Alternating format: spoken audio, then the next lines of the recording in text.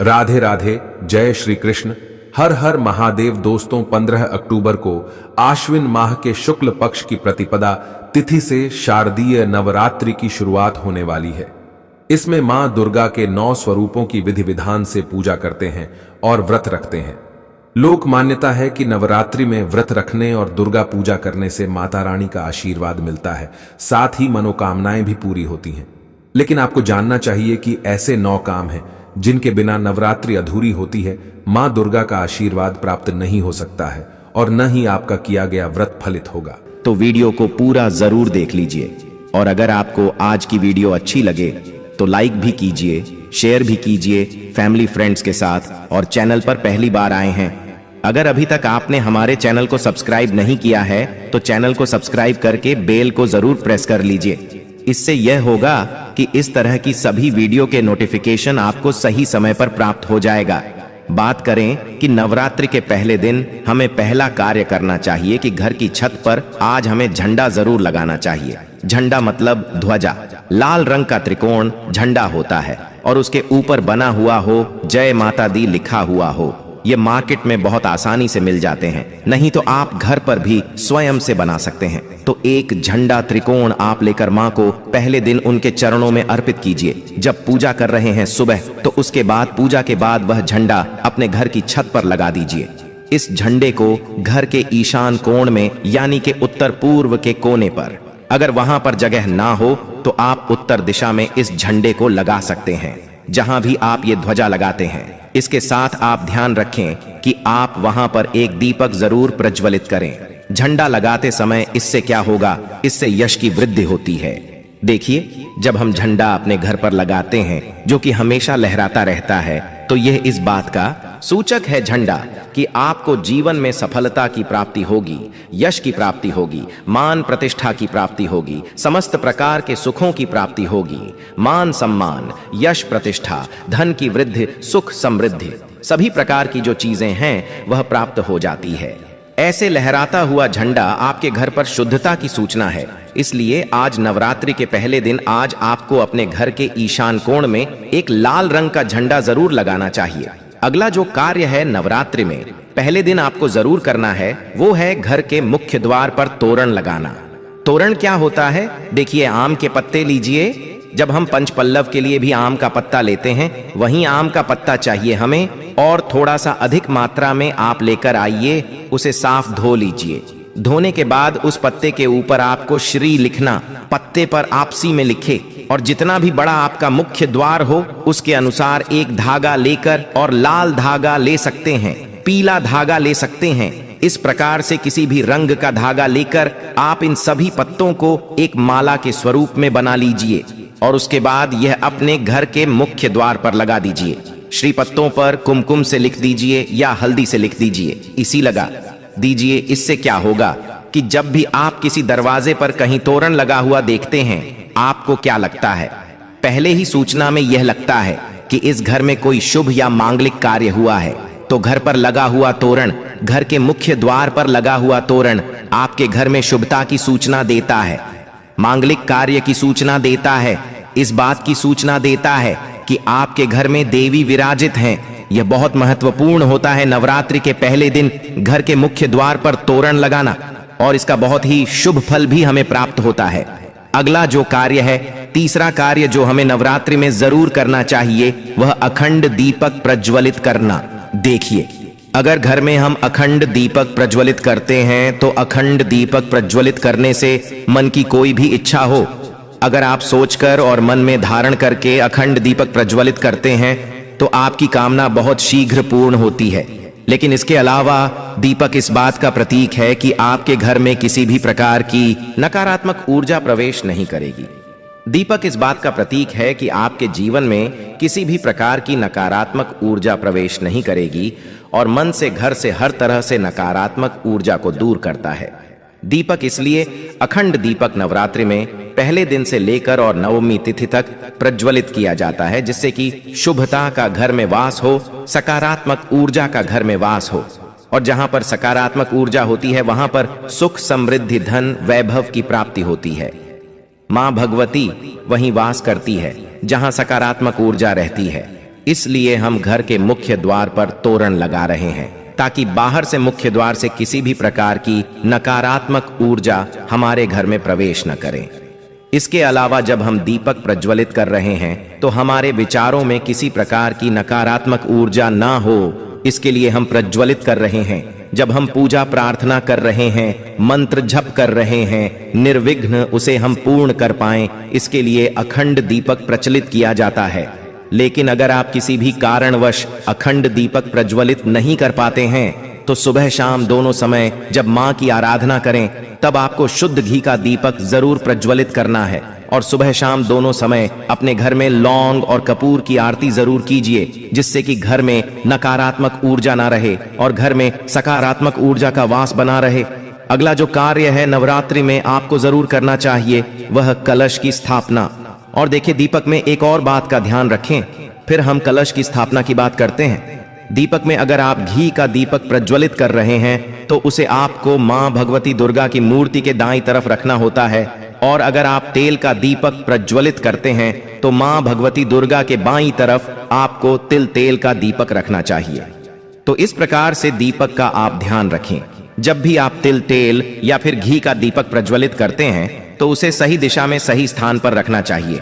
और अगला जो कार्य है घट स्थापना करना, यानी कलश की स्थापना करना।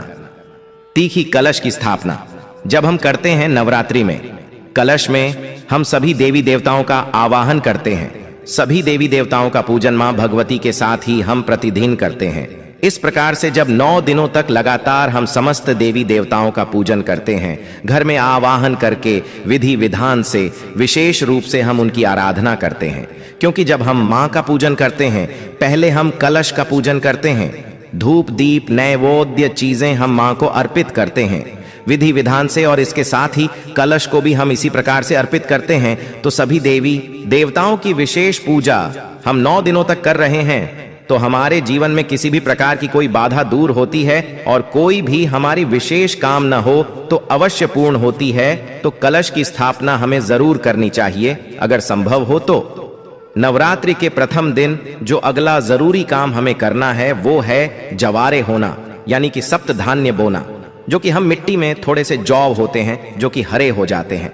बहुत सी ऐसी जौ अंकुरित हो जाते हैं और ये शीघ्र ही अंकुरित तब होते हैं जब हमारे घर में अन्न होते हैं। तो ये इस बात की सूचना देते हैं कि हमारे घर में सुख समृद्धि आने वाली है। हमारे घर में मां भगवती विराजित हो चुकी है और घर में सुख समृद्धि धन वैभव सभी प्रकार की जो शुभता है उसका आशीर्वाद हमेशा दे रही है। तो घर में अगर आप जौ होते हैं, सप्त धान्य बोते हैं तो बहुत ही श्रेष्ठ माना जाता है। नवरात्रि के प्रथम दिन हमें जरूर यह करना चाहिए। और अगला जो शुभ कार्य है जो नवरात्रि के प्रथम दिन आपको जरूर करना चाहिए। वैसे तो बहुत से भक्त नवरात्रि के पूरे 9 दिनों तक व्रत धारण करते हैं। बहुत से भक्त जल पीकर या फिर फलाहार के द्वारा इस व्रत को धारण करते हैं। लेकिन अगर आप पूरे नवरात्रि व्रत धारण नहीं करते हैं तो नवरात्रि के प्रथम दिन आपको व्रत धारण जरूर करना चाहिए। नवरात्रि के प्रथम दिन और अंतिम दिन यानी नवमी तिथि पर, यह अष्टमी तिथि पर आपको व्रत जरूर करना चाहिए। तो प्रथम दिन बहुत महत्वपूर्ण है। मां भगवती दुर्गा की आराधना करते हैं, विधि विधान से उनका आभार करके पूजन कर रहे हैं। तो प्रथम दिन आपको व्रत जरूर करना चाहिए और संभव हो तो पूरे नवरात्र व्रत करना चाहिए। पूरे नवरात्र जब हम व्रत करते हैं, मां की पूजा आराधना करते हैं, सात्विकता के साथ मां की आराधना करते हैं तो मां शीघ्र ही प्रसन्न होती है। लेकिन व्रत भी धारण करें जब आप स्वस्थ हों। पूर्ण रूप से अगर आप स्वस्थ नहीं हो, व्रत रखने में असमर्थ हों, तो सिर्फ आप शुद्ध सात्विक भोजन यानी कि बिना लहसुन प्याज का भोजन लेकर मां की आराधना सुबह शाम करें। तो सच्चे मन से भक्ति भाव से हम मां की आराधना करते हैं तो मां शीघ्र ही प्रसन्न होती हैं। अगर व्रत धारण की रखने की अगर आपकी शक्ति या सामर्थ्य शारीरिक रूप से नहीं है तो आपको व्रत नहीं रखना चाहिए। लेकिन अगर संभव हो तो पहले दिन फलाहार के द्वारा व्रत धारण जरूर कीजिए। अगला जो जरूरी कार्य है जो नवरात्रि में आपको जरूर करना है, घर के मुख्य द्वार पर दोनों तरफ स्वास्तिक का चिन्ह जरूर बनाएंगे। स्वास्तिक क्यों बनाना चाहिए? देखिए, मैं आपको लगभग कम अक्सर में ही इस वीडियो में बताता हूं कि घर के मुख्य द्वार पर जब हम किसी शुभ दिन पर या किसी शुभ तिथि पर, किसी शुभ त्योहार पर हम जब कोई इस स्वास्तिक बनाते हैं घर के मुख्य द्वार पर, तो ये इस बात की सूचना है कि हम माँ भगवती का स्वागत कर रहे हैं अपने घर में, माँ लक्ष्मी का स्वागत कर रहे हैं, माँ लक्ष्मी हमारे घर में विराजित हो रही हैं। तो इसलिए माँ का स्वागत के लिए मुख्य द्वार के दोनों तरफ आपको हल्दी या फिर कुमकुम के द्वारा स्वास्तिक बनाना चाहिए। और न सिर्फ आप स्वास्तिक बनाएं, बल्कि जब स्वास्तिक बना लेते हैं दोनों तरफ, तो उसके बाद आपको स्वास्तिक का पूजन भी कीजिए, जैसे कि धूप, दीप, अक्षत और जल थोड़ा सा गिराकर, और उस स्वास्तिक का पूजन कीजिए माँ भगवती का रूप मानकर। इस स्वास्तिक का जब हम पूजन करते हैं तो स्थायी रूप से माँ लक्ष्मी का वास हमारे घर में होता है। तो जरूर आपको इस बात का ध्यान रखना है। और नौवां जो सबसे जरूरी काम है, जो हमें सुबह जरूर करना है, स्नान इत्यादि करने के बाद नवरात्रि के प्रथम दिन, और आप प्रतिदिन भी कर सकते हैं, लेकिन प्रथम दिन विशेष रूप से अनिवार्य है यह काम कि घर में आप गंगा जल का, शुद्ध गंगा जल का छिड़काव कीजिए। गंगा जल न हो तो आप शुद्ध जल भी अभिमंत्रित करके, जैसे मां भगवती के पास अब थोड़ी देर तक उस जल को रख दीजिए। उसके बाद आप जैसे मंत्र जप वगैरह करते हैं, विधि विधान से पूजा करते हैं, तो वह जल अभिमंत्रित हो जाता है। उस जल के द्वारा पूरे घर में, घर के कोने कोने में, मुख्य द्वार से लेकर हर तरफ उस जल का छिड़काव कीजिए, जिससे कि घर में सकारात्मक ऊर्जा का वास हो। और जो भी हम मंत्र जाप कर रहे हैं, अनुष्ठान कर रहे हैं, माँ की आराधना कर रहे हैं, उसमें किसी प्रकार की कोई बाधा ना आए। इसके लिए घर से नकारात्मक ऊर्जा का दूर होना अत्यंत ही आवश्यक है। और घर में सकारात्मक ऊर्जा जितनी अधिक रहेगी, उतना अधिक समय तक, उतनी अधिक सच्चे मन से हम माँ की आराधना कर पाएंगे। नकारात्मक ऊर्जा की वजह से हमारी पूजा में, हमारी प्रार्थना में, मंत्र जप में बाधाएं आती हैं। इसलिए इन बाधाओं को दूर करने के लिए नवरात्रि के प्रथम दिन यह नियम बनाए गए हैं कि अगर हम विधि विधान से इन 9 नियमों का पाठ नवरात्रि के पहले दिन कर लेते हैं, तो पूरे नवरात्रि हम माँ की आराधना निर्विघ्न कर पाते हैं। और इस प्रकार से जब हम माँ की आराधना करते हैं निर्विघ्न भाव से, मतलब किसी प्रकार की कोई बाधा ना आए आपकी पूजा में, मंत्र जाप में और अनुष्ठान में, तो आपकी पूजा संपन्न होती है अच्छे से और सफलता की भी प्राप्ति होती है। तभी जब हमारी पूजा अच्छे से संपन्न होगी, तभी हमें माँ का आशीर्वाद भी प्राप्त होता है। इसलिए बहुत आवश्यक है इन नियमों का पालन नवरात्रि के प्रथम दिन करना। आशा करता हूँ आज की वीडियो आपके लिए अवश्य उपयोगी होगी।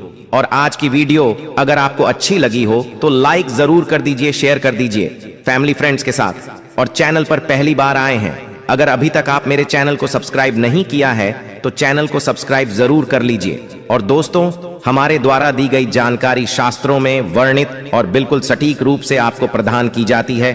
और प्रिय भक्तों, पूजा पाठ और नवरात्रि के संबंधित आपके मन में कोई भी सवाल हो तो हमें कमेंट बॉक्स में जरूर लिखें। धन्यवाद।